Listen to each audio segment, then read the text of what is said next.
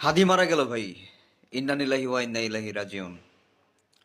এরকম একটা পরিস্থিতিতে আমার দেশের অবস্থা যেটা হবে সেটা হচ্ছে, মানে রাস্তায় আপনি সাধারণ মানুষ, আপনি বেরোবেন, আপনাকে জিজ্ঞাসা করবেন কই গেছিলেন, আপনারা জিজ্ঞাসা করবে আপনি মানে এত রাতে কেন বাইরে বেরিয়েছেন, আপনাকে জিজ্ঞাসা করবে হচ্ছে আপনি এক বাইকে তিনজন বসছেন কেন, মাথায় বাটি কই, আপনার মাথায় বাটিটা পরেন নাই কেন, আপনার বাটিটা বাসায় রেখে আসছেন কেন, বাটি কিনেন নাই কেন। হ্যাঁ, আপনাকে বলবে হচ্ছে আপনার, হ্যাঁ, আপনার ওই কি এক রিক্সায় চারজন বসছেন কেন, আপনাকে বলবে আপনি গাড়ি চালাচ্ছেন সিট বেল্ট পরেন নাই কেন।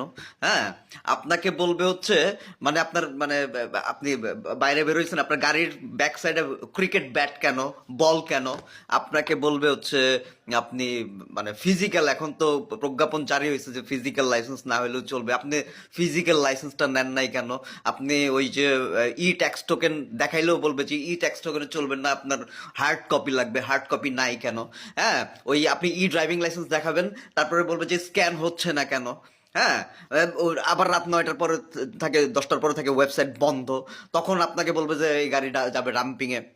হ্যাঁ, আপনাকে এইভাবে জ্বালানোর প্রচারণা, মানে মহা উৎসব শুরু হয়ে যাবে।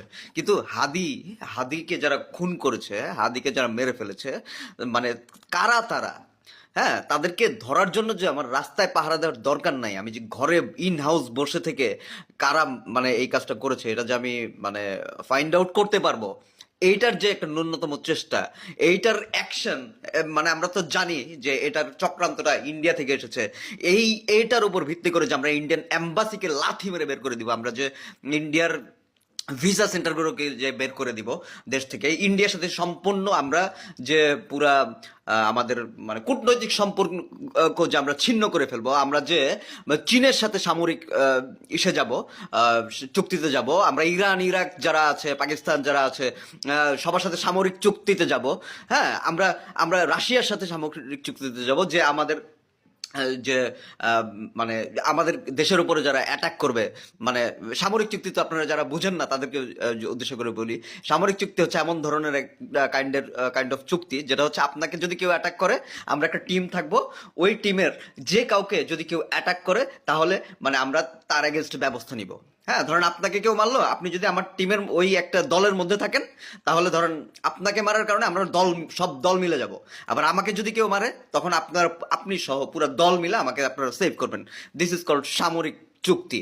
হ্যাঁ, সো এই ধরনের কোনো চুক্তি আমরা চায়নার সাথে করতে মানে যে করব, মানে এই ধরনের একটা ইনিশিয়েটিভ, এই হাদিকে মৃত্যুর উপর ভিত্তি করে এই ধরনের কার্যকর কোনো ইনিশিয়েটিভ নিব না।